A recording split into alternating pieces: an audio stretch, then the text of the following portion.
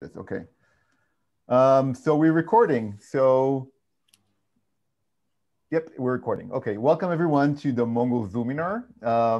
This is our second meeting for the winter-spring semester term. I see there's a lot of newcomers, new faces, so welcome. Basically, just perhaps I'll introduce the Zoominar. We're organizing together with, I'm Jonathan Brack, an assistant professor at Ben-Gurion University of the Negev, and together with Michal Biran at the Hebrew University of Jerusalem and Wonhee at Academy of Korean Studies. Academy of Korean Studies, thank you, Wonhee. We're organizing the Mongol Zoominar, which has started since, I guess, March 2020. The Zoominar meets a couple of times each semester via Zoom, of course, to discuss shared topics about the Mongol Empire. We have had various presentations so far, and today we'll discuss the issue of peripheries, vassalages, and let me just get the title correct. Ilkhanid Peripheries, Provinces, and Dependencies.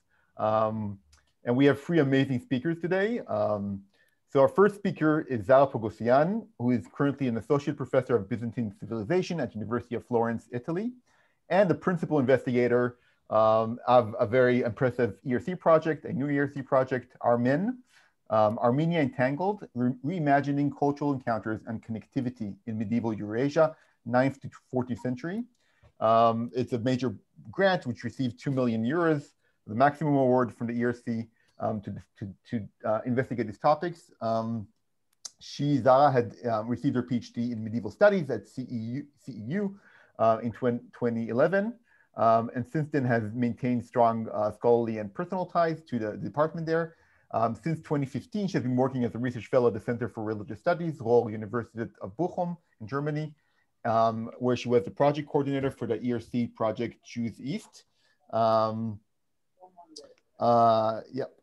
Just like to mention a few related publications to our topic of the Mongol Empire. One of my favorite articles by Zara is called An Unknown and Unbridled People, Vardan Arwelchi's Colophon, did I mispronounce it? Colophon and the Mongols, in the Journal of the Society for Armenian Studies from 2014. It's worth reading if you're not familiar with this article.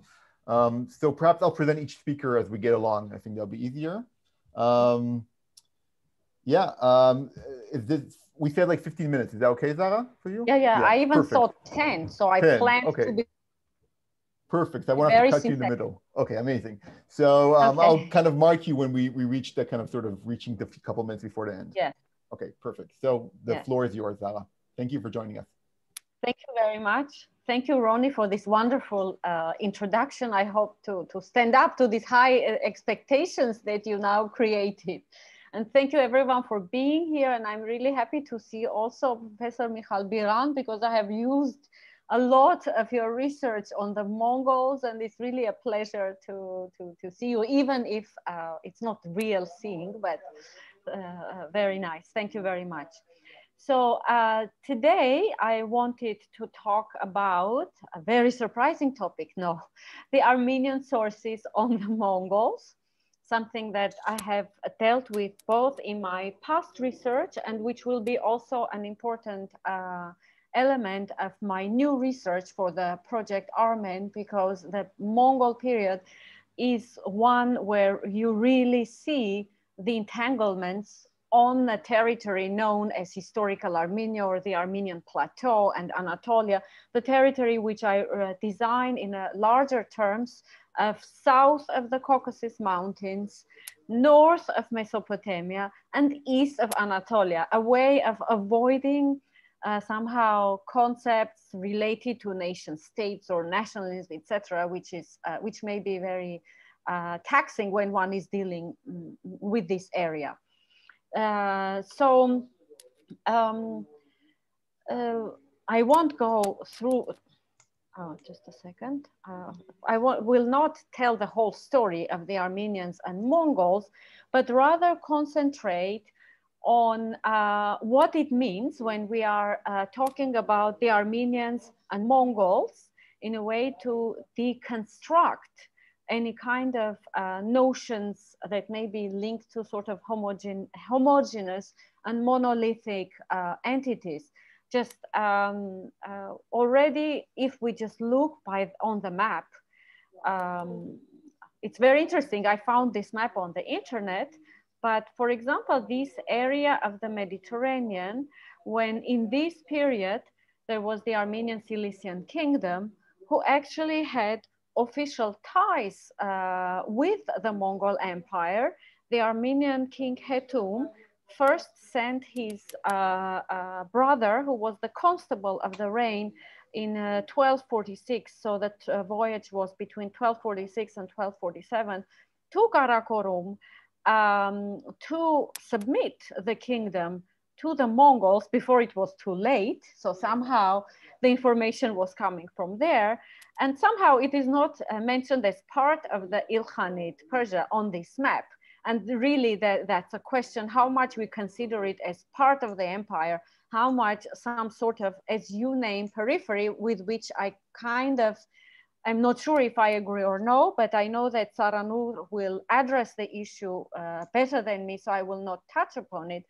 But if we are comparing the other polities in historical Armenia, in one way or the other, we could consider Cilicia geographically as a periphery with respect to Tabriz. So, you know, historical Armenia is much closer. I have another map here somehow, so maybe we see better.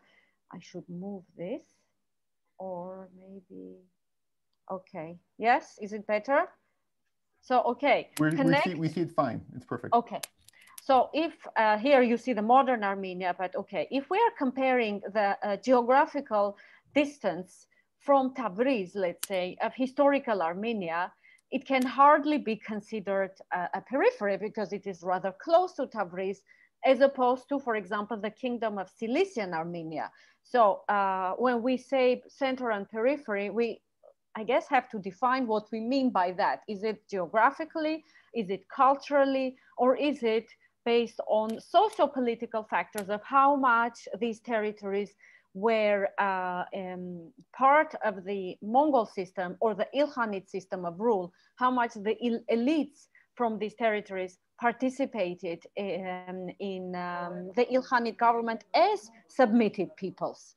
So, so if we are viewing from that point of view as well, perhaps then again, the geographical extent, the distance agrees in a way with the cultural distance. When we're reading the Armenian sources, we do see a much closer involvement of the various military elites from the historical Armenia, like the Orbelians. The main two big main families in the period are the Orbelians and Zakharids, or Mkharkrzeli in the Georgian sources, who are much more organically integrated into the system which has been placed in this area east of Anatolia, whereas the Kingdom of Cilician Armenia, which formally submitted to the Mongol court, and they did also have to provide armed contingents when necessary, somehow were not as tightly integrated into the system. Also, when we're looking at marriage strategies, we see in the historical Armenia a lot more intermarriage than in the Cilician Armenia. So this is from the Armenian perspective, but what can Armenian sources bring to this story? Why should one look at them, you know, when we are studying Mongol history in general, but the Ilkhanids in particular? Because true, from Karakorum, then we could argue that this is a periphery in that vast empire. Whereas from the Ilkhanid point of view, as I said, I'm not 100% sure with that view. What can Armenian sources bring? The 13th century is really almost, we could say, a golden age of Armenian historiography. We have a similar situation in the 5th century, when we do have a really incredible historical production, and we don't have such flourishing until the 13th century. So this is a very particularly lucky moment to study anything, because the Armenians wrote about everybody around them somehow, not only about themselves. So we have really fine eyewitness accounts of the Mongol conquests. Unfortunately, one of the important sources written by Vanakan Vartapet, who was a founder of a monastery and a head of a monastic school. So what he wrote, what he thought was not confined to one author, but also spread through his students, through his disciples. His work is unfortunately lost. But we have two historians, Kyriakos Ganzaketsi, who was his student, and who was, these two, Vanakan Vartapet and Kyriakos Ganzaketsi, were taken as prisoners and lived in close proximity with the Mongols, observed their lifestyle, their movements, the way they were doing war. So their sources, and Vanakans is somehow preserved in Kyriakos Ganzaketsi and Vartan Arevelsi. These two were friends and disciples of Vanakan Vartapet. So, and they were also eyewitnesses. Vanakan was an elder person. So anyways, he lived through the Mongol conquest. And Kyriakos and Vartan also lived basically all their lives, all their adult lives under Mongol rule. Both of them, oh, I need to add one more author, Stepanos Orbelian. When I give the PowerPoint to Yoni, if you want it, I will add his name. Somehow he escaped me. They had also close contacts with the Mongol or with the Ilkhanid elites. So what they provide is their view of what is going on. Somehow an independent view, somehow a view from a culture that is not, that is conquered and that receives these other people, observes them and interprets them according to their categories, according to their concepts. I'm grateful that Yoni mentioned that article of Colophon of Vartan Arevelsi. And it's also one of my, I really had fun when writing it. But this kind of work, I think, needs to be done with all the authors. The youngest of the authors is Grigor Aknertsi, who is from Cilicia. So what is interesting, not only we have three really high quality eyewitness historical accounts, but we also have different perspectives. People who lived in historical Armenia, so who observed the actual conquest of territories and changes in rulership structures, and Grigor Aknertsi, who was in Cilicia, who also had contact with the Mongols, who also knew about them as an eyewitness, but did not live in a territory that was firsthand conquered, because Cilician Armenia kept its king and its dynastic structure more intact, and did not really have to inscribe itself into the Mongol Ilkhanid structures as did historical Armenia. So we kind of have to differentiate between different kinds of Armenian sources, different perspectives they bring, not only geographically, but they're also culturally. And of course, we have a whole host of colophons, a very rich moment also for colophons. Luckily, most of them are published in one volume, 13th century Armenian colophons, which are really a mine, a gold mine of information. First, because we are not confined to the views of one author. So we have like hundreds of scribes who are copying manuscripts, and one is in Ani, one is in Yerzanga, one is in Dvin, one is in Akhlat. So we have, again, different perspectives and different personal perspectives, which are really a very important source. There have been articles written about them, but they do deserve to be studied more. Also to create a connected history, history of cities which are connected. They also describe, for example, one manuscript was taken captive during the Mongol raids. This is how they talk about codices. And then some prince rescued it and took it to Tiflis. Somebody else bought it and took it to Tabriz. So these colophons can be incredibly important and rich for understanding the connections and the routes where they traveled, these material objects, and how this world was connected, despite also the conflicts that they describe. And of course, a very rich array also of inscriptions and material culture. And the reason I want to talk about these two, draw our attention on these two types of sources is, of course, primary sources are full of gruesome details of the Mongol armies attacking, massacring the entire population and leaving only dogs to wander in the streets of Wonhee. Life has ended, it's the end of the world, etc.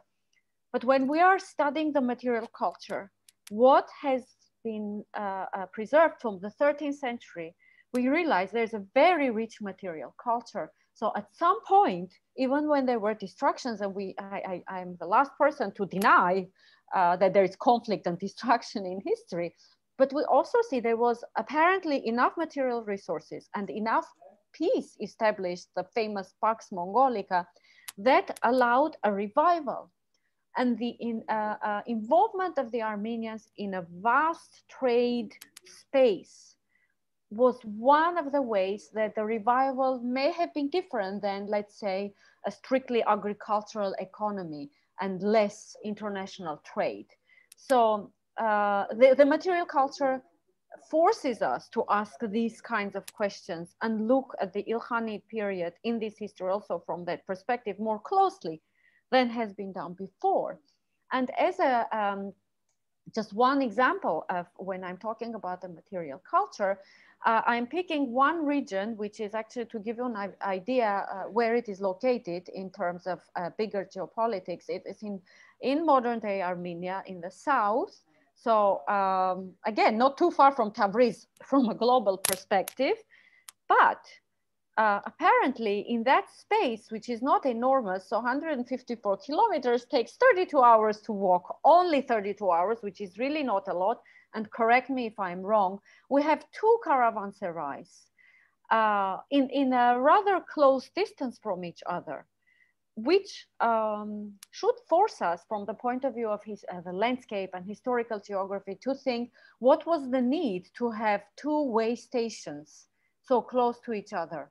What kind of role they had besides serving the passing caravans or being as way stations on a route, whether it's for trade or for passing on information. And not far from the caravanserai of the Orbelians is Yildiz, which is a very interesting settlement, which we cannot define as a city, which we cannot define as an urban center, but still it was a center of representation for this nobility, the Orbelian nobility. And the caravanserai of Selim as well, the Orbelian caravanserai, probably most likely had a this is not a very good quality, a representative function because of its very monumental entrance. I'm sorry the photo is not the best one when it's enlarged, but also its inscription on this lunette, which is in Armenian and in Persian. So the question again to be asked, and I hope we can ask further within the project Armen, combining the study of historical sources and the material sources, is the role of these locations not only for trade, but as centers of representation, as buildings of representing power of the local Orbelian elites who are inscribed within the Ilkhanid elite. We hear in the primary sources of mixed marriages of Mongol wives that are given to this nobility who goes and submits to the great Khan in Karakorum. And another aspect which can be very interesting, but would necessitate the collaboration of Armenian scholars with scholars who are really deeply involved with the Ilkhanid, is the involvement of women in power structures. This is something I started exploring, and Yoni knows I gave a talk even about this, but haven't had the chance to sit down and put all the information together. What appears to me to be the case in the 13th century, based on the colophons greatly, but also on historical sources, is the kind of shifts in the role of the female members of the Armenian nobility in this period, who originally did have, also in the 12th century, they were important as patrons for establishing monastic centers or building bridges. So in somehow representing themselves through these works, through these charitable or anyway beneficent institutions, we see them involved in the networks of Ilkhanid women. There is one specific case when one of the daughters of Hassan Jalal learns that there is his father has fallen out of grace and is about to be executed, and she finds a way of getting to the wife of Arghun and tries to speak for the salvation of her father, and somehow involves all women to get to her.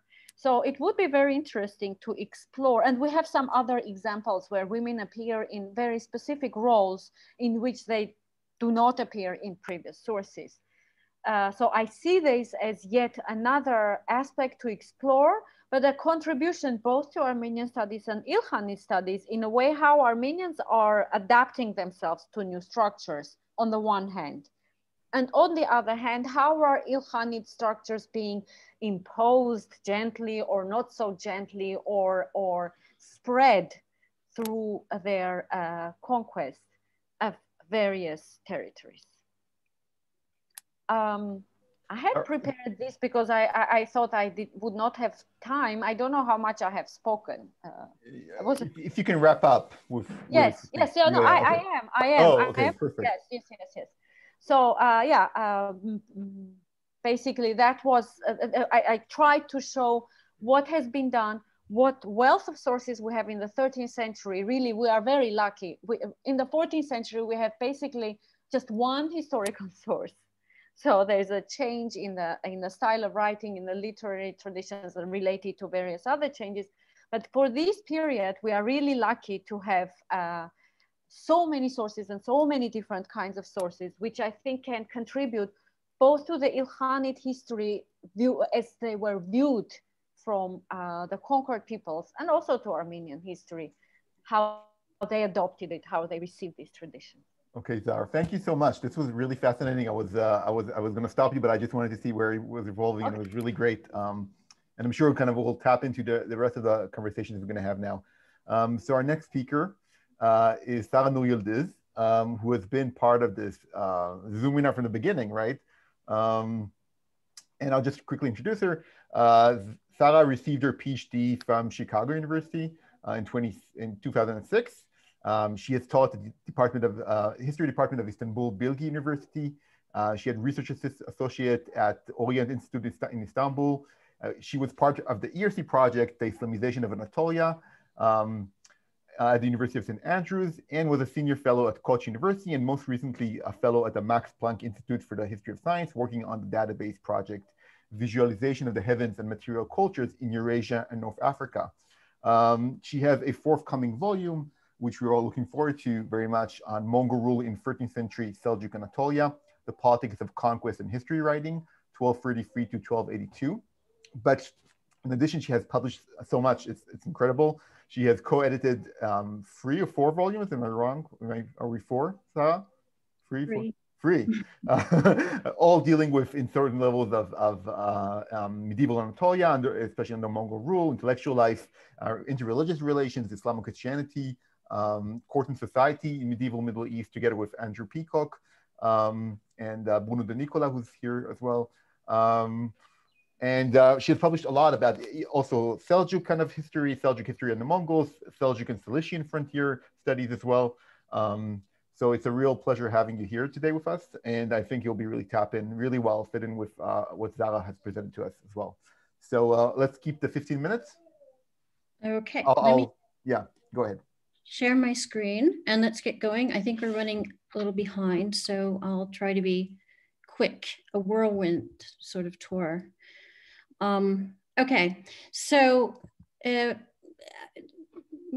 my basic question is, like, what's wrong with this map? And this map is representative of almost every other work that deals with the Ilkhanid,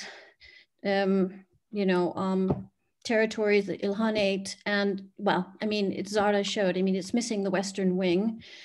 So here's I think, a good corrective to that typical sort of map, which cuts off the western part. And as you will see, what is, in order to talk about periphery, let's just talk about the center first. And here I have, I've marked the center with the red ring. And yeah, we see a pastoral system where you have highlands for the summer camps and lowlands. And so we see that the Urdu, which, I mean, when we talk about centers, let's be clear. I mean, we're talking about the Imperial Urdu is the center in a sense, and it moves with seasons. There's an administrative center as well, primarily at Tabriz, but we see movement from up and down the highlands and the lowlands. And of course, the movement is based on pastoral seasons. However, when you have warfare, of course, movement of the Urdu may change. So there are, you know, irregularities, but generally this is the pattern. You know, either down to the lowlands in the Azerbaijan plains, and then back up into the highlands of Armenia and Azerbaijan, and then down, and also we should say maybe Kurdistan, and then down into the, sometimes we see that after the conquest of, well, with the conquest of Baghdad, of course, it's very important to be in the vicinity as well in the summer, in the winter. So let me quickly move on. Here, Charles Melville's, you know, very careful research shows, particularly Ilkhanid's movements. So we can see, let me just point out the importance of Alada, which you can see on this map here, Alada or Alata, is right above Van. You know, this is Greater Armenia, and it is the center. You know, Armenia is part of the center, and we tend to forget this because we always see things as Iran. And I would like to move away from this Irano perspective, which really, I mean, we're dealing with a geographical region which falls in between what is today modern states and what is considered peripheries, regions which can be described as Greater Armenia, Kurdistan, Azerbaijan, Mesopotamia, Jazeera. Okay, so let's kind of take away our idea that the Ilkhanid is based in Iran solely. I mean, Iran is an important part, and culturally it's very important. And we have Persian sources, but we also have Persian sources for the Seljuks in Rum or Anatolia. So just because you use the language, you know, Persian does not necessarily make this Irano-centric. Yes, so yeah, so when we deal with, particularly with Anatolia, we see the common trope. Yes, Anatolia, frontier land far from the center of Ilkhanid power base at Tabriz. I'm like, okay, well, how far is this? Let us actually look at, I mean, these are not going to be accurate figures. These are approximate figures from Google Maps based on roadways today, but I don't think the roadways are that much different because the map basically, you know, mountains remain in the same place and people have to travel around mountains and through river valleys, and it's no different than today. But nevertheless, we see Sivas, which becomes in time a very important Anatolian city under Ilkhanid rule. In fact, that's in 1271. We see it was developed by, you know, Jovani Shamsuddin. He built a huge mosque there, a madrasa complex, I should say. And also there was 2 other simultaneously built madrasa complexes.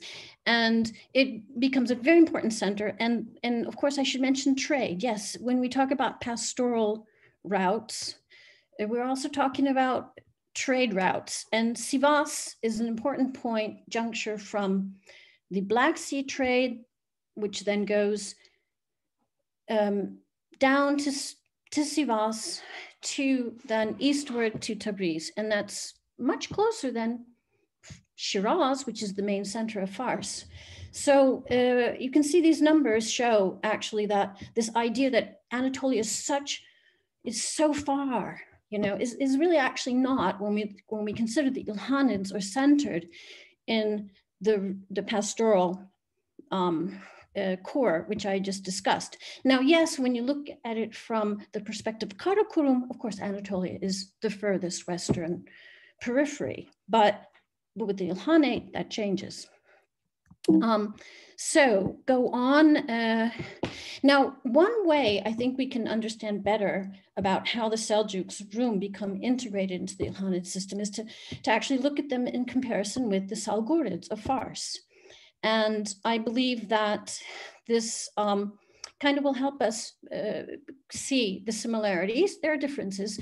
The main difference is that Fars was not important pastorally speaking, but very important trade-wise because of Hormuz, and it was a center of the pearl trade in that part of the Indian Ocean, or the Persian Gulf, I mean, which then connects to the Indian Ocean system.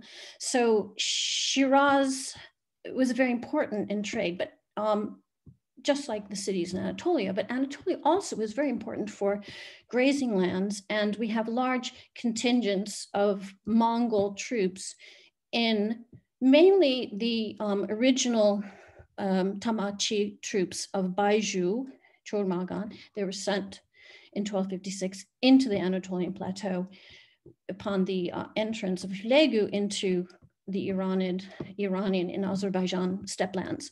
So that's the main difference, but there are very similarities. Well, the first period, the tributary phase one, when we have the imperial center still back in Karakorum, we see that both the Salgurid ruler and the Seljuk ruler in the early 1230s, 1231, 32, agree to recognize Urgudahan rather than engage in conflict. Yet the problem with with the Seljuks, we have the death of the ruler and we have chaos at the court. We have a weak young ruler who, for various reasons, and Urgude dies as well. And so we have this interregnum. And then we have, this 1243 defeat with Baiju. It's very complicated. I won't go into the sort of political reasons why there was a battle, but actually it's very similar though when you look at Alauddin Keykubat's policy with Abu Bakr. And then we go into the next tributary phase, and this is the entrance of Hulegu, and we have Hulegu running the show, but he relies on Sunjak, who is a Mongol, who is paired with the Jovani brothers in the sense of administrative duties. And we see the importance of the Jovanis in ruling over in its involvement in Anatolia. And we see, however, in the 1270s, late 1270s and early 1280s, we have crises equally happening in both Fars as well as Anatolia. And as a result of these crises, we have direct rule. In fact, direct rule is imposed in Seljuk Anatolia in 1277, several years earlier than we see in Fars. So basically, even though we retain the title of Sultan for the Seljuks, the Sultan is no more than he's subordinate to the Mongols, the Mongol governors and generals. He has no, he's not even a tributary ruler at this point. He's just a local figurehead, and he's retained for ideological reasons. And one of the important ideological reasons I believe there is because we have the Cold War with the Mamluks, and the Mamluks posed more of an ideological threat to Mongol rule than they did actually militarily, and retaining a kind of like Seljuk Sultan who was loyal to the Mongols was important from an ideological point of view. But basically, to wrap up, we need to see the center of the Ilkhanid as one shaped by a pastoral economy. And as we know from the very important studies by John Mason Smith on how Mongol armies relied on their own flocks and households to provide them with livelihoods because they did not get a salary. In fact, they paid taxes to the Mongol center to help those who were unable to provide livelihoods for themselves. So we have this pastoral economy, which is very much entangled with trade, urban centers, and manufacturing, because we know that pastoral nomadic peoples do not exist in a vacuum, but actually need to be in interaction with sedentary societies and urban centers. So that's why perhaps we see the flourishing of material culture in urban centers. And finally, so what are the long-term aspects of, say, the post-Ilkhanid period? Well, we definitely see this imprint of the pastoral economy, sort of the pastoralization, you know, along with large numbers of pastoralists having entered into the western wing of the Ilkhanate and into the Anatolian plateau. And for instance, we see the Akuyunlu, we have a similar pastoral movement of the Akuyunlu dynasty. And yeah, I tried to be quick, but how much time did I, was that quick enough? You were 12 minutes, spot on. Okay, so there we are. So on to the next one, thanks. Thank you so much. That was really interesting. I think it gives a really good kind of counter and kind of engagement with Zara's earlier paper. So I think the conversation will be really interesting, and I look forward to it. Let me introduce our first speaker. Sara, if you can stop the presentation from your computer. Stop the share screen.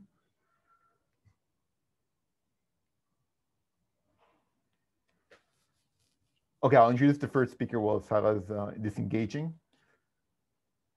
Okay, perfect. Thank you very much. So our first speaker is Edith Chen, who is a PhD candidate at Princeton Near Eastern Studies, and is currently finishing up, I think really finishing up, right? Yes. No pressure, no pressure. Who is finishing up her dissertation on the vassal dynasties under the Ilkhanate, titled, if I'm correct, Sovereign Iranian Vassal States under the Ilkhanate, 1220 to 1350. And she has been recently a Fulbright Research Fellow at the Hebrew University of Jerusalem. One of her recent talks she gave in 2019 at St. Andrews at the Symposia Iranica is titled, Not Fit to be the Seat of Great Kings, Vassal States, and their relations with the Mongols before the Ilkhanate. And she'll be talking about, again, Ilkhanid peripheries, or peripheries, as we keep on hearing, actually. So Edith, the stage is yours. Thank you. Thank you, everyone, for coming to this talk on a Friday. My research concerns the southern Iran, where the local dynasties chose, again, to submit to the Mongols, a wise decision in the early years around 1230. And first, a map. And here I plotted down sites of Mongol raids between 1220 and 1260. And from here, we can see that they went, in Iran at least, they went about as far south as Isfahan over here and didn't go further. So the areas I'm concentrating are Kerman over here, Yazd, and Salgurid Fars, and also other regions like the Shabakara Lurs when they come into the story. So in submitting, these dynasties avoided large-scale devastation of a military takeover and were able to retain more autonomy and self-rule for a period of time, as long as they fulfill the obligations listed in the terms of surrender, which is a pretty much form obligation, set of obligations that were sent everywhere with some minor differences. During this talk, I will focus on the degree of control these semi-autonomous kingdoms have on their finances as a measure of their autonomy through time. For example, after turning in taxes and tribute, how much were left over to spend locally, and when did major shifts happen, and what were some of the broader regional patterns affecting these regions and other what we call peripheral regions. And here I will look at this question through series of episodes of inquisitions or audits into local finances given in the narrative histories, and also looking at patronage activity through time. And what I found is that starting late in Abakas' reign, around 1280, there was increasing interest from the Ilkhanid in extracting wealth from these semi-autonomous areas. And financial autonomy for these local dynasties diminished starting in 1260 and went into significant decline after 1280. And this conclusion in the future can be augmented through studies on patronage patterns by local dynasties.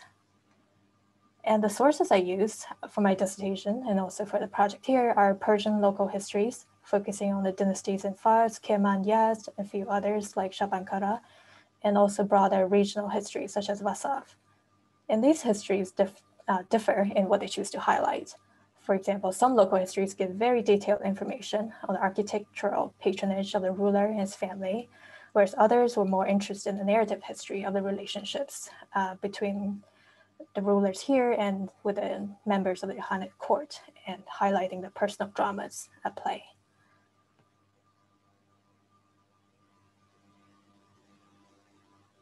So on this subject of plundering the peripheries and inquisition into taxes, one thing has always been true in history, and now nobody liked paying taxes. And during the 1280s, Abaka and later his son Argun started to take an interest in how much more revenues they can squeeze out of these wealthy peripheral provinces. This led to a series of very similar events that played out around this decade, where the assets of the local governor or ruler were confiscated and their powers are taken away and they're put in prison at times, and leading to their decline or removal altogether. And the first time I see this happening was in Baghdad towards the end of Abak's reign, even though the Juvenis, who were Atta Malik, the historian, was governor of Baghdad and he wasn't a hereditary king. But what happened to him is very similar to what would happen later in Kerman and somewhat in Georgia as well. So the earliest of these attempts I found to extract more wealth started in Baghdad, around 1278 or 9. According to Rashid ad-Din, a rival and enemy to the Juvenis, Majd al-Mulk Yazdi, the co-vizier to Shams ad-Din, accused Atta Malik of embezzlement, and starting off a series of trials where Abaka was very interested in taking away the money that he supposedly kept from the treasury. This was also given in Ibn al-Fuati, who chronicles the local events happening in Baghdad at the time. While not exactly a local dynasty, the Juvenis managed to establish themselves well in the early Ilkhanid and share many attributes with the local dynasties. For example, since 1260, Atta Malik has been in charge of Baghdad and would remain so for about 20 years. And his brother Shams ad-Din was a Sahib Divan from Hulagu's time until Argun. Like local rulers, Atta Malik also married into old aristocratic lines in Baghdad. His wife was descended from Salah ad-Din and the Abbasid Caliph from Mustasim Billah, and they patronized buildings and schools around the city and also outside of Mesopotamia. This began to change towards the end of Abaka's reign. One of the charges against Atta Malik was that he owed the treasury millions of dinars, which were then forcibly taken from his private wealth. And the narratives portrayed his persecution as driven by personal rivalry, which ended when his antagonist, Majd al-Mulk, was executed by Ahmad Teguder. Even though politics drive these charges, it would be more accurate to say that a pattern emerged where the descendants of Abaka, especially Argun, and also a little bit later Ghazan, were more interested and able to plunder the wealth of these peripheral regions for their own gains, under the pretext. The pretext they used is that they were Abaka's personal property, and which would then be passed on to Argun and Ghazan for political reasons, in addition to money. So shift to Kerman. The trouble in the local dynasties in southern Iran, in Kerman, for instance, would be tied to the fortunes of Buga Chinsam, who was Shams ad-Din Juvayni's eventual successor. He was Ahmad Tegudar's and later Argun's de facto minister. But a few years later, in 1289, he tried to unsuccessfully rebel, and he was killed as a result. After this event, Argun seized the assets of the client states that once had close ties to Buga, and one of these states that got caught in this drama was Kerman. And according to Nasser ad-Din Munshi, who wrote a history of the Karakitai dynasty of Kerman, Argun's inquisition of Kerman's ruler was politically motivated because of his close connections to Buga. Because previously, Buga had been credited with lowering Kerman's tax obligations as a favor to his protege, the Karakitai ruler, Jalaluddin Soyugatmish. And this table in Kerman's history lists the finances of the court. And we can see that this was all approved by Buga. He gave a generous allotment for expenses for him to use for court, the local army, and also for charitable endowments and other building projects around Kerman. And the ruler was given generous deductions for his expenses. And according to the math in the history, he only turned in about 1/3 of his reported revenues to the central treasury back when Buga, his patron, was in power. And here the historian lists explicitly that Buga did this as a favor to Jalaluddin Soyugatmish. After Buga fell in 1289, Argun seized an inquisition into Kerman's finances for the taxes that Jalaluddin owed to the treasury. And during the trial, Jalaluddin was forced to sign over an additional 1 million dinars to the treasury, which is quite a bit less than the 4 or 5 million dinars that Atta Malik had to turn in. And Jalaluddin also had to turn over the buildings and charitable endowments, the vacs, schools, and hospitals that he had invested in the surplus revenues, and he had to turn them in all into personal property of Argun. And around this time, a similar event also happened with Dmitry II in Georgia, who was another one of Buga's clients. And these two, Dmitry and Buga, had even closer ties. Their son and daughters were married to each other. And according to Georgian Chronicle, his connection to Buga was mentioned as the reason for him being summoned before Argun, where he was found guilty by association and was executed as a result. So in terms of the narrative, these events were all described in connection to the political drama at court, especially the fall of Buga. But if we look at more broadly, we can also read it as a part of a plan to seize assets from the Peripheries, using this as a pretext, which started towards the end of Abakar's reign. And the pattern emerged that these semi-autonomous kingdoms experienced financial disruptions about 2 decades of the founding of the Ilkhanid, and even though they had been relatively well off in early years after their submission. And here I will talk briefly about Fars. Fars is another state that declined during Argun's reign, even though its decline was not connected to the drama involving Buga. In the narrative, in Vasaf, Fars's decline was attributed to succession conflicts after the death of the very capable Atabeg Abubak in 1260. And his successors would be short-lived and incompetent. And within 3 years, the dynasty had ran out of adult successors, and the crown fell to his granddaughter, Abish.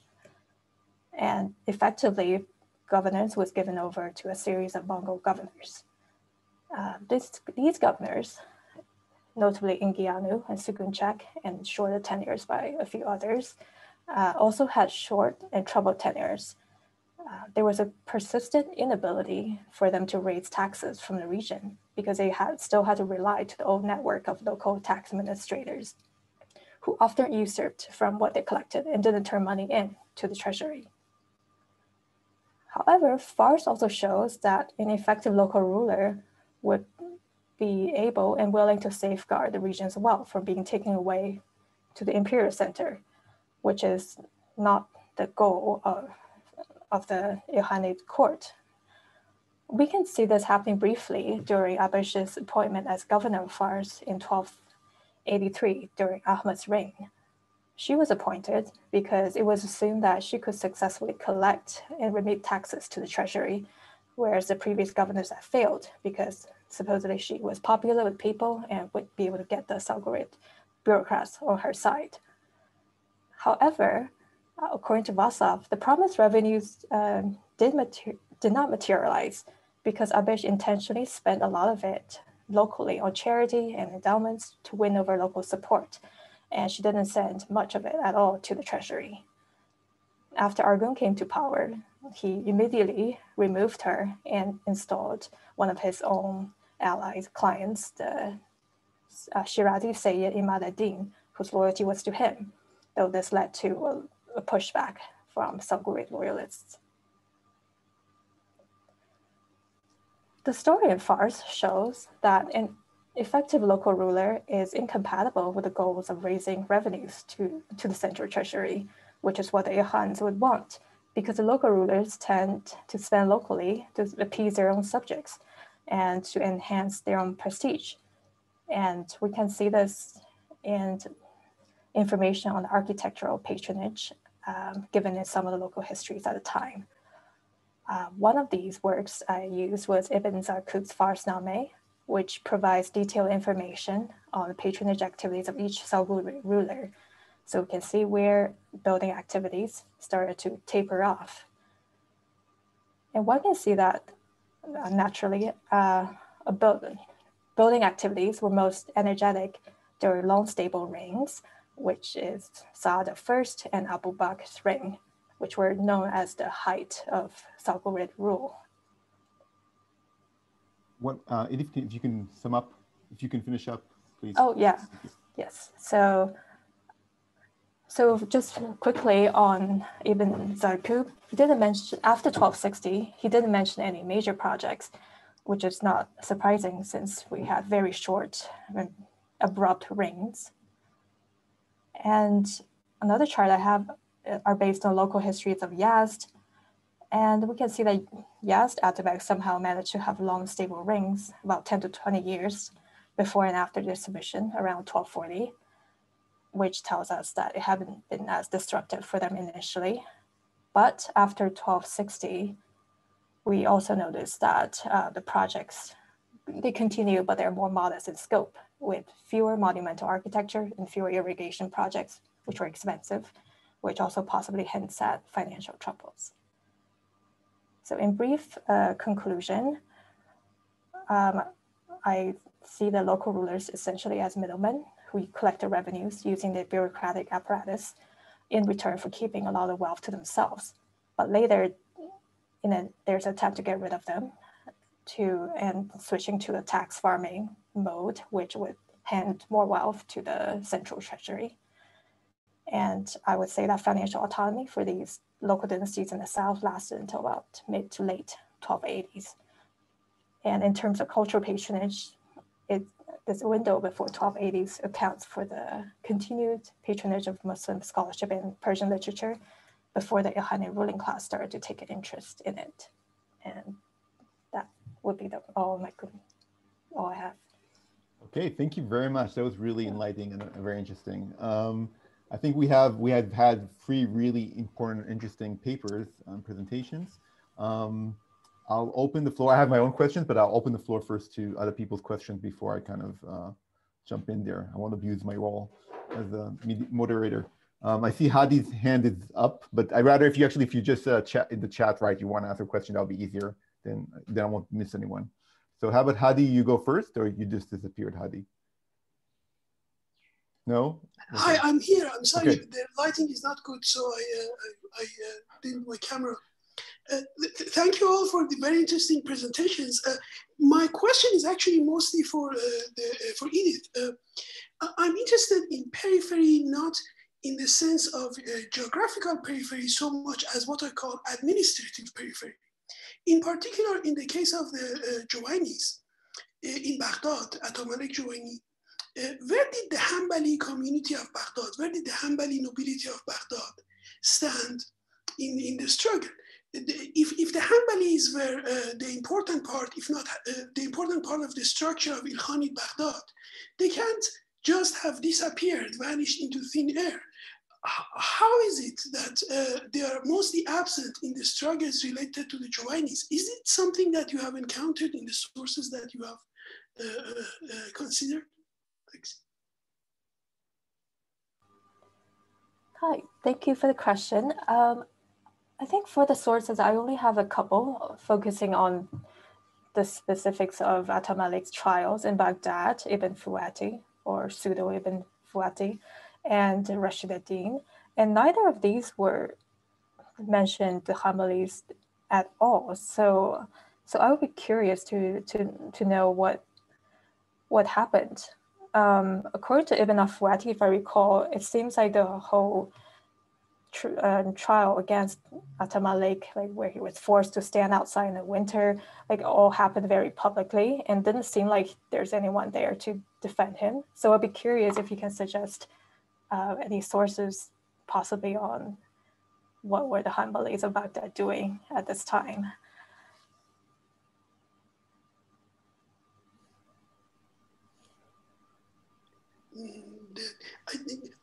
I'm not sure. Sorry if I make. I'm not sure, but I mean there is something happening with the Hanbalis. Yeah, I mean eventually, where the Hanbalis, what happens with the Hanbalis is that eventually they are more and more towards the Arabian Peninsula and out of Iraq. This must have started at some point. Anyway, thank you for your enlightening answer. Thanks. Okay, thank you very much. Other questions? Bruno, go ahead. Thank you. Thank you, all three of you. Very interesting, all three topics. I just wanted to make a general comment for the three of you to hear what do you think about it, because all three of you refer mostly for this idea of periphery and centrality from a more political point of view or geographical. You made this distinction, but I think what is interesting also is to think about peripheries in terms of other aspects like culture, the production of culture, the production of knowledge, which is not necessarily will fit these maps of centrality and periphery of the Ilkhanid. So, for example, Konya being a center of knowledge production in a similar time as the Ilkhanid developed, and the same can be said of Shiraz for manuscript production, for example, or even Khurasan, areas of Khurasan at least. So what do the three of you think about these other peripheries in a way, so beyond the politics of the Ilkhanids? Thanks. Well, I'll jump in. Yeah, well, I mean, I think you kind of hit upon this whole problem of periphery and center. It's very problematic to sort of view, you know, everything from this lens. And I mean, in a sense, yes, there is a sort of an economic center in the sense, I think that we see with Edith Chen's discussion of how, you know, taxation is at least there's an attempt to direct taxation to the center, to the ordus, you know, etc., and how actually difficult that really was. But I mean, there's a sense that yes, the Han, with the exception of leaving on battles, you know, he's in this center. However, you know, there's so much more going on than just what's in the center. And I mean, Rashid ad-Din is very centrally positioned. And I think that gives us this false sense of the center because he's like one of the most, you know, important sources, but we have to sort of read between the lines as well. And I think until we actually, I mean, we really need to look at sort of manuscript production throughout the whole region. And as you say, you know, this, I mean, yeah, if we want to talk about, you know, what are the Hanbalis doing, et cetera, well, I think that answer is not going to be in the chronicles, but if we look, you know, we need to really understand what other things were being written just than historiographical works. I mean, this obsession with historiographical works, it was a place to start, but it's not the place to end. And so I think there's so much that more that can be done. And I know that Bruno, that you're working towards that with your new project. So we look forward to the new information you bring out on that. And material culture, trade routes, caravanserais, you know, I mean, there's so much more to be done than, you know, than just sort of, you know, discussing Rashid ad-Din and stopping there, you know. So that's why we have to kind of like stop obsessing about peripheries and centers. In fact, the problem with periphery, I mean, it comes with this load of, you know, of hierarchies of what's important and what's not. And I think this is really problematic. We need to look at networks, nodes, and, you know, connections rather than center and periphery. If I may continue on the same kind of wavelength of what Sara was saying, you know, and also focusing on Bruno's idea of centers of knowledge production. If we are talking about that and looking at the Armenian case, then these centers would be really remote places from many perspectives. They would be monasteries. Okay, well, sure, we know that monasteries are not in reality as remote as the written sources want them to be. They were connected to trade routes, often also functioned as way stations for caravanserais to stop. And actually, it would be interesting to look at the historical landscape of what I showed, these two caravanserais, and the entire region is dotted by monasteries in the 13th century. But even through the manuscript production and the manuscript colophons, which are very rich, you know, they are produced really important works in areas that may be really peripheral if we are looking at geography, but are central.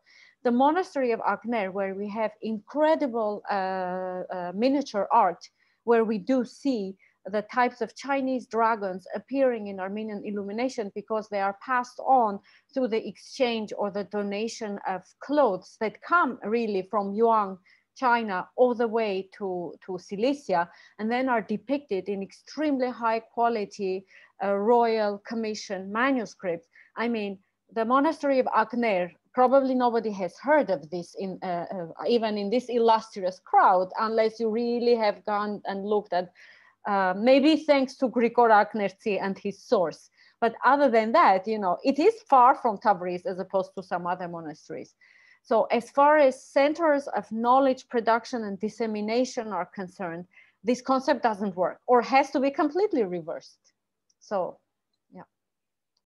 Thank you very much. Ruben has a question, but before that, I'll just mention that Ruben has a question, sorry. But I'll just mention before kind of jumping to Ruben that notion of periphery actually came from us. So it was top-down model of, and actually one of the questions I asked the speakers is whether it's actually even useful as kind of defining kind of this, trying to put together these different elements and different areas. Before Ruben, however, Edith, do you want to answer the question too, or do you want to kind of venture in? No, I think I'm good. Okay. Ruben, go ahead. Yeah, so hi to everybody, and thank you to our three speakers. This is two little points.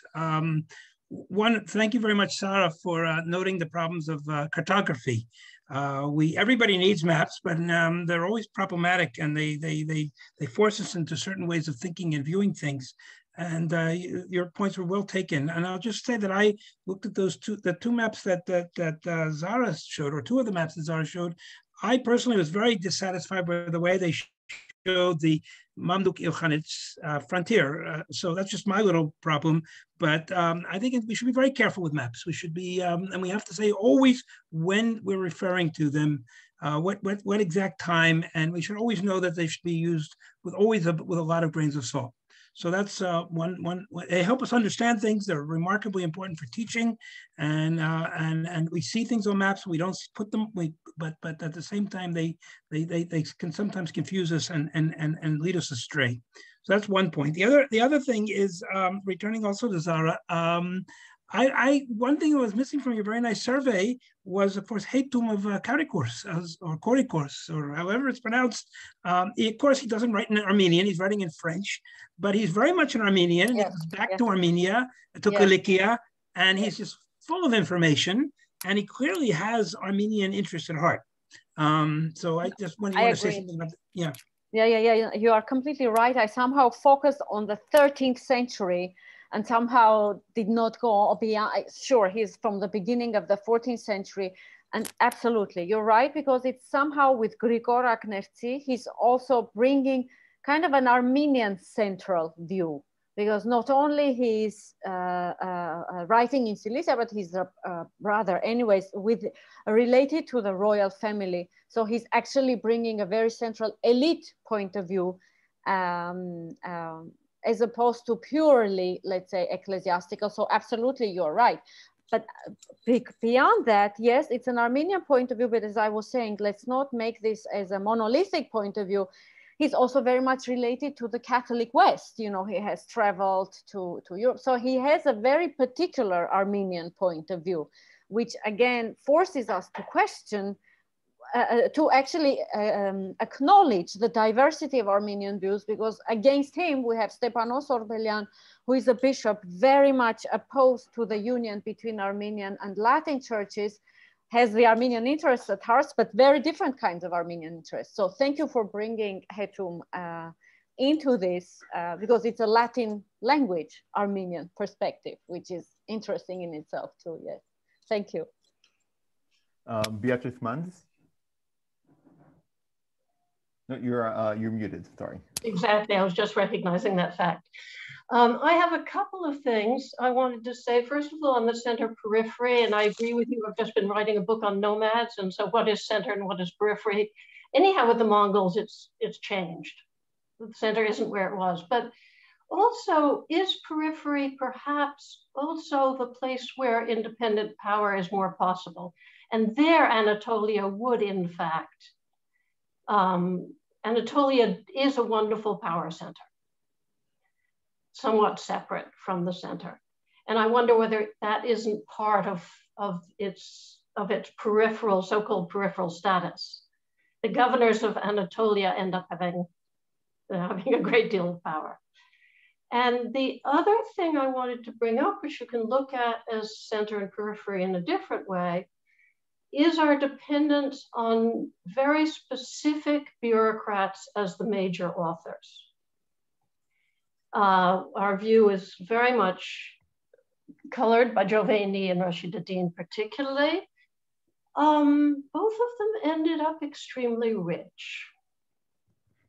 And I would say that let's not assume that their enemies are guilty and they are innocent. I've been working a little bit on Jovani and Sharafuddin Khwarezmi, who was clearly a political enemy of his father. There's just no doubt about it. So, I think it's perfectly possible that despite the fact that Atamalek wrote an absolutely wonderful history, he may not have gained his wealth in fully approvable means. And in a sense, from the Abbasids on, the fact that viziers were able to embezzle was an extremely useful tool for their control.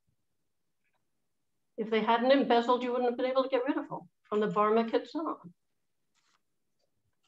So I'd say just a grain of salt for Jovani and Rashidin on riches. That's all, thank you. Okay, thank you very much. Anyone wants to respond or? Well, I guess I'm going to respond regarding Anatolia. Well, I mean, I think it's really important to recognize in 1277, Anatolia is put under direct rule of the Mongols. And I think that is often forgotten. And there's this assumption that the Seljuk Sultans, who are basically children from, from 1265 onwards, people forget that, children don't run empires. They just are a figurehead around which political factions and the court around these political factions run things. So, I mean, that's what complicates things. So, I mean, so independence, well, what kind of independence, when? I mean, we have to talk about the 14th century, really. And really, when the Ilkhanid is falling apart, that's when we see independent movements, really. I mean, we see the Karamanids in 1277. They take Konya. It lasts for about 6 months. It's sort of supposed to be timed with Baybars, who takes Kayseri, but it doesn't quite work because of communication problems and because of the Pervanes, situation, etc. It's very complicated. But I mean, aside from the 1277 rebellion, which is what spurs the Mongols to put the Anatolian Seljuk realm under direct rule, and appoints Jovani, Shamsuddin that is, to reorganize its financial administration. I mean, so we have really direct rule. And I think this is forgotten in the way that we see Anatolia before even Fars is under direct rule. So, Anatolia was important to control for Abaka, but he kind of fails because I think there's another complication that's forgotten or not understood. That is that the Mongol generals who are wintering in Cappadocia are not loyal to Abaka. They are loyal to... Exactly my point. Actually, yeah. I think we're at cross purposes, because when I said it was a power center, I meant for the Mongol appointed Mongol governors, and that not for the independent dynasties. Yes, I think that we're not as much in disagreement as... Yes, and we see that Suleymish, he's the grandson of Baiju, and he claims to be the new ruler of Anatolia as a Mongol ruler, however. So, I mean, Abaka tries to impose his own men, Tuku and what's his name? Yeah, whatever, I'm blanking out. But these two generals he appoints who are killed in the Battle of Albistan in 1277. So he tries to insert his own men who are loyal to him in controlling Anatolia, but it fails. And see, this was the problem. The problem was that the Mongols, who had been entrenched in Anatolia since 1256, they developed their own local regional alliances with local powers. And this is why Mongol rule really has a difficult time in the periphery of Anatolia. So there, I'll stop there. But I would like to talk more about Jovani, but I will let someone else maybe take over that question. Anyone else wishes to respond? So perhaps I'll ask another question. Can I talk about Jovani? Sure, go ahead, yeah. I think Jovani is a very complicated and complex ruler, but I think when you look at his patronage activities, which are amazing, I don't know of any other person in the history of the Islamic world who had so many people he patronized, not just buildings, but also cultural, intellectual activity.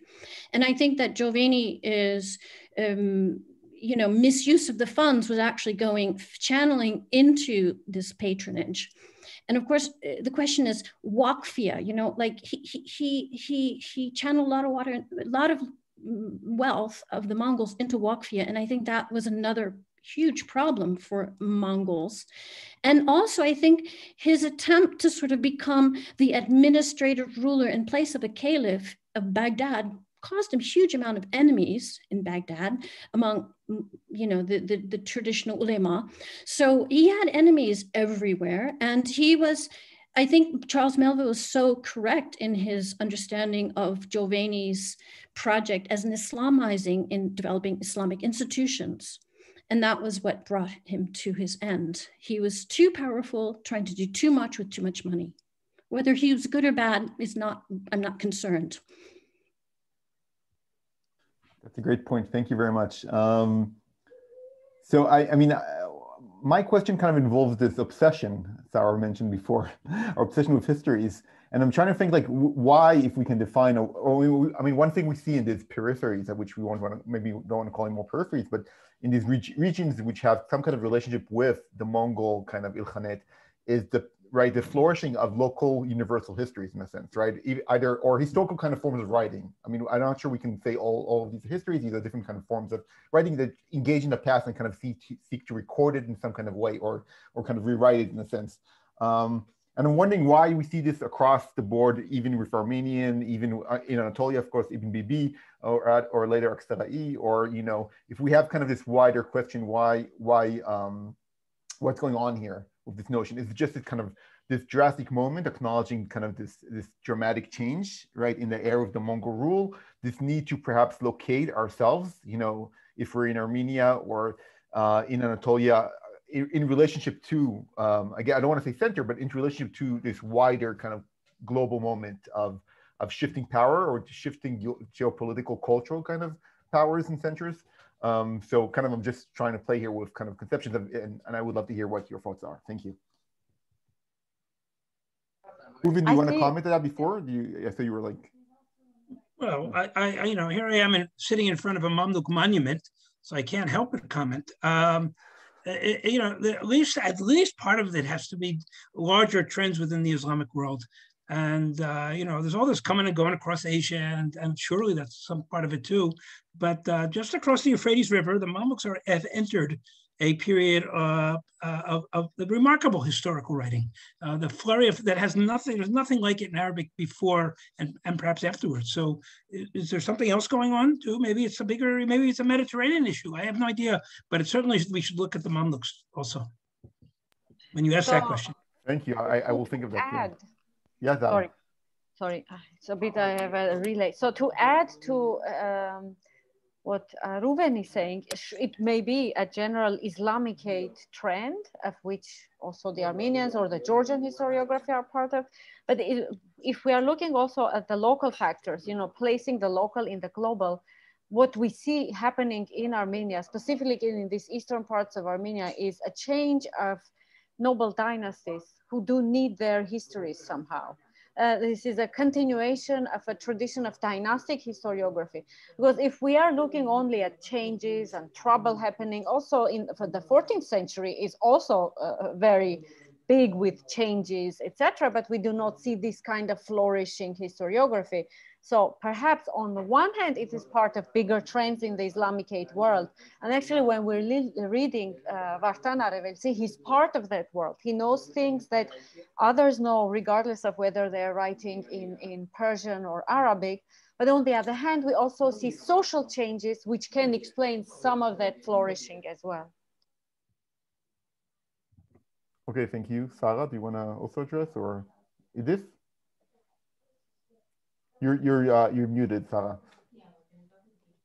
Oh, if you don't mind, can you repeat the question, please?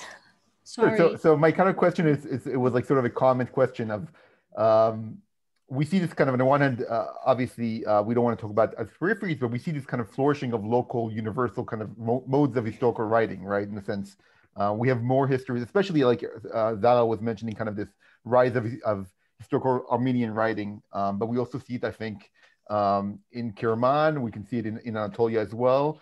And there's a wider trend, we might call it. I don't like trend so much because it kind of lets you not define what it is. And it's a useful term. It's really easy to go into, but then you're kind of not putting your finger down on you're not committing yourself to one explanation, which is good, but also bad at the same time. But I'm wondering if there's a wider, how do you address this issue of do you see from the areas you're working on, this kind of perhaps this need to write to kind of position the local within a wider Ilkhanid Mongol context, or this kind of wider networks of patronage, even the need to locate you yourself, your own networks, your own family, your own power, your own dynasty, or your own location within this wider networks that are expanding perhaps and becoming more powerful, more rich, more advantageous, both in power and in money. So I'm kind of wondering if that kind of fits the bill, or like if you have a different kind of suggestion. Thank you. Since I work mostly with local histories, I noticed that they tend to be very myopic. Perhaps that's a way for the author to center themselves in defining that. So specifically, I was very surprised by how little attention they pay to things happening outside of the little bubble. Like sometimes they would mention certain Mongol generals or emirs came and did whatever at their local court, and then they left.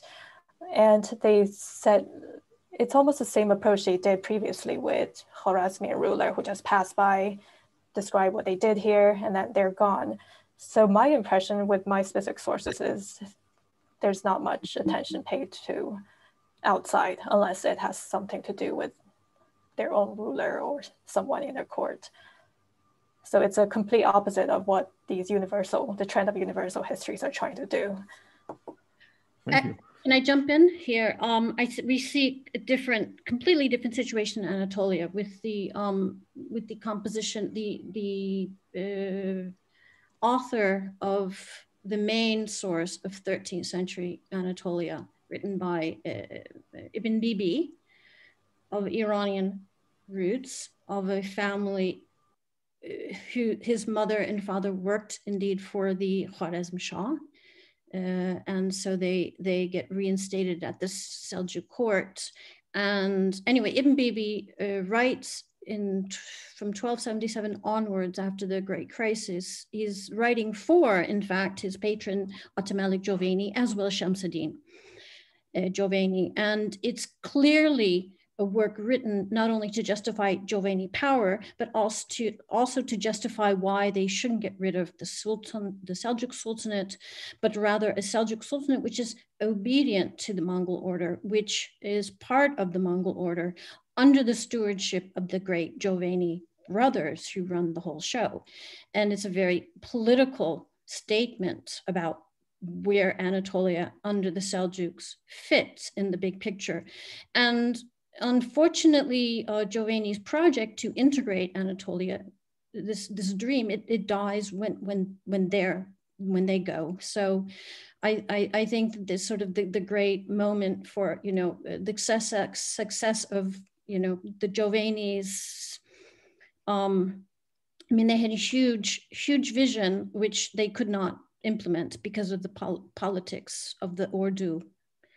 But definitely, it's the only source we have for Seljuk Anatolia in the 13th century, until 1277 we have Aksaray, who is also a Mongol financial administrator based in Aksaray, which is it's in between Kayseri and Konya. So he writes another work, but it's written in the 14th century, even though he begins with 1277, and he's so Anatolian historiography is very much part of the Ilkhanid project.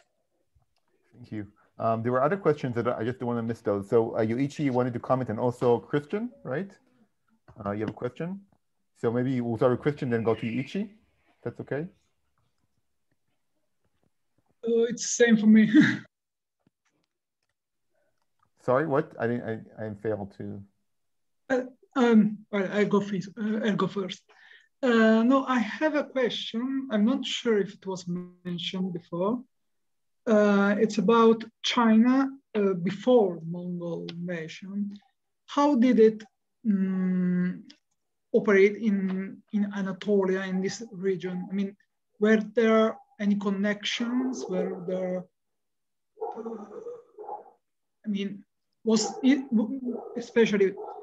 it as strong as the Mongolian Empire, relations between them? The relation with China, you're asking about? Between China and and Anatolia. Between China and Anatolia. That's a good one. Sara, go ahead. Muted, sorry. I mean, I guess it depends on what is China. I mean, we have Uyghurs. Are they coming from the periphery of China? I mean, I don't know. I mean, we have Uyghurs, and we have Eretna, who is a governor in the 14th century who established his own dynasty in the area around Sivas, etc. So, I mean, we have Uyghurs. That's the closest I can get to China. Sorry. Yeah, thanks for the question. I think maybe Christian meant like if these two are comparable in relation to Mongol rule, or if you were talking whether they were, if the Mongol rule in Anatolia was comparable to the Mongol rule in China. I think, or I thought. No, I meant if the relations, the historical relations between the Mongols and the Anatolia is comparable to the before the Mongolian invasion. I mean, I know that you can't say it was China as today, but I mean, if there was a big commercial or cultural exchange between the two areas, maybe.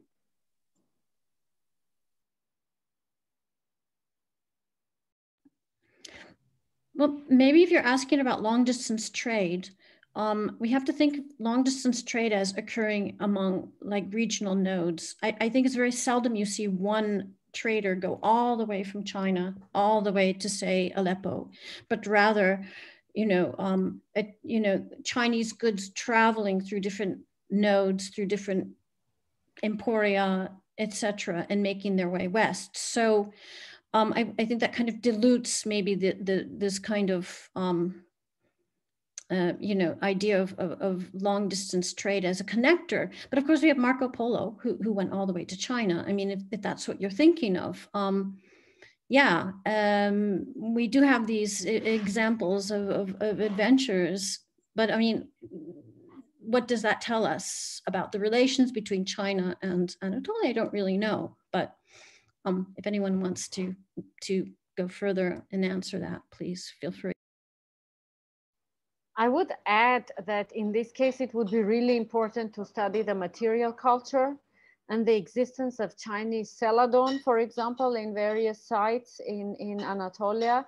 Again, one would need to ask, how did this get there? It was not necessarily, as Sara said, one tradesman, one person bringing everything all the way from China to Anatolia to Aleppo, but different segments of the route.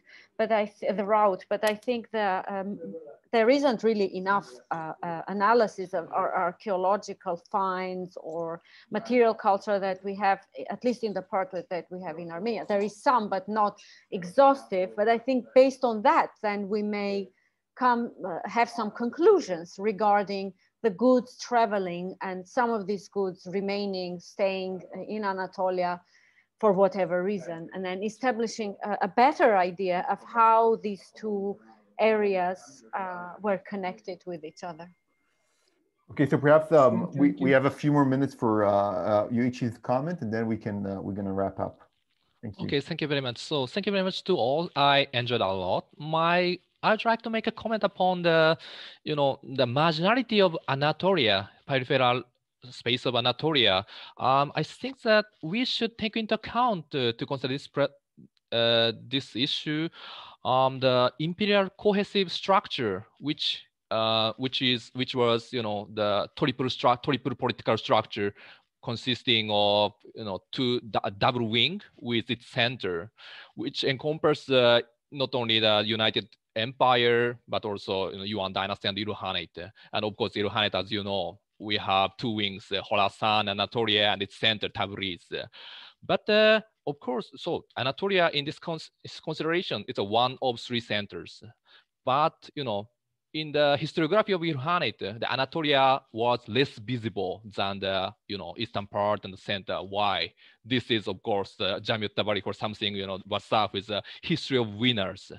So in the Jamyut Tabarif, the central figures Argun, Gazan or Jaitu, Argun, Gazan came from eastern part, Khorasan. But of course, Gayhatu came from Anatolia, but he was executed and he was not considered as a legitimate line. So that kind of historiographical problem exactly existed in consideration of the historiography of Ilkhanid. So to consider the Anatolia, the peripheral central position, maybe we have to consider such kind of principal historiographical problem. That is my comment. Thank you very much. Thank you very much. I think that's a really great way to kind of close this discussion, this forum. So I want to thank our speakers again. I think it was really interesting and it was fabulous to kind of hear your different perspectives and criticism, right, on this kind of even the use of the term peripheries. And I look forward, and just to mention, our next meeting is on April 23rd. We will have a talk with Gidi Shelach, who also has an ERC project as well on the wall in Mongolia. And he'll talk about the wall, people and ecology in medieval Mongolia and China. So we look forward to that. So we will see you in about a month and a half from now. Goodbye, everyone. Thank you very much. Thank you. Thank you, everyone. Thank you. Bye. Thank you. Goodbye.